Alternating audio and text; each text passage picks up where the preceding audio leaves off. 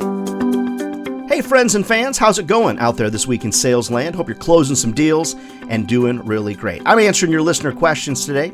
Send in to ryan@ryandohrn.com, and I love listener questions, so be sure to send them my way. If I don't reply to you, I have gone to heaven. I always reply to every email that's sent, I promise. All right, next question comes from Tracy in Chicago, and Chicago kind of my adopted hometown. Tracy's question: hey Ryan, you talk about 15, 20, or 30-minute meetings. I have way too much to share and sell. There's no way that I could do it in 30 minutes. Any help is appreciated. So Tracy, what I'm suggesting to you and to others is when you prospect and ask for a 10, 15, 20-minute meeting. Now, if that meeting goes beyond the 15 minutes, beyond the 20 minutes, beyond the 30 minutes, that's because you've gotten some buy-in at that meeting that the customer wants you to go on. So I believe, and I know some of you agree with me, we've talked about it on the podcast and things like that.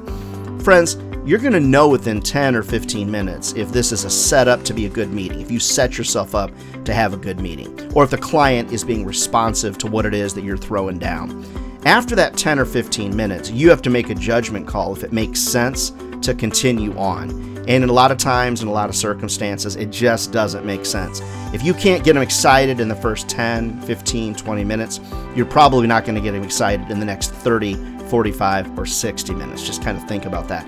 So Tracy, I'm not trying to cram 60 minutes worth of stuff into a 10, 15, 20, 30-minute meeting. I'm using that brief time to get to know the person a little bit, figure out who they are, share some success stories, then gauge their interest to go on further beyond that. So Tracy from Chicago, I hope that answers your question and gives you a little confidence that you can take those 10-minute calls and turn them into 45-minute meetings. Now, everybody just understand, 60-minute meetings, they're a little bit a thing of the past. Most people don't have 60 minutes to give to a sales team or a salesperson. So just consider that. Take your slide decks, minimize them a little bit, throw out your company history. Nobody cares about that.